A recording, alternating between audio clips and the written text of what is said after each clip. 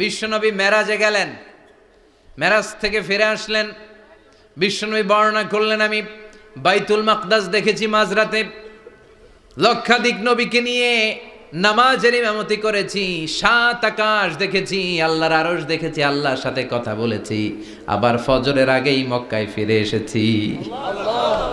সবাইকে খাইছে মোহাম্মদের মাথার তার ছিঁড়ে গেছে, নাউজুবিল্লাহ পড়ে। আবু জাহেল, উতবা, সাইবা সবাই মিলে একটা সুযোগ পেল, বললো এতদিন আমরা আবু বকররে বুঝাইতে পারি না, আজকে মোহাম্মদ যে গাঞ্জাখুরি কথা বলে এটা বললে আবু বকররে আমাদের দলে নিয়ে আসা যাবে।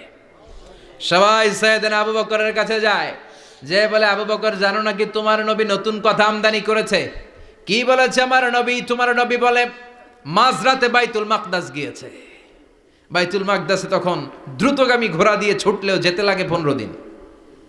অ্যাবাউট টার্ন কাম ব্যাক, ফিরে আসতে আরো 15 দিন, মোট কয় দিন? 1 মাস। যেতে আসতে 1 মাস। তোমার নবী মাঝরাতে নাকি বাইতুল মুকাদ্দাসে ইমামতি করছে, 7 আকাশ ঘুরেছে, আল্লাহর আরশ দেখেছে, আল্লাহর সাথে কথা বলেছে, আবার ভোর হওয়ার আগে নাকি মক্কার জমিনে ফিরে এসেছে।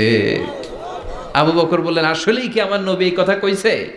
সবাই এক বাক্যে বলে, হ্যাঁ, তোমার নবী মুহাম্মদ এই কথা বলেছে। আবু বকর দ্ব্যর্থহীন কণ্ঠে ঘোষণা করে দিলেন, আমার নবী যদি এই কথা বলে থাকে, আমার নবী সত্য বলেছে, সত্য বলেছে। তিনি কখনো মিথ্যা বলতে পারে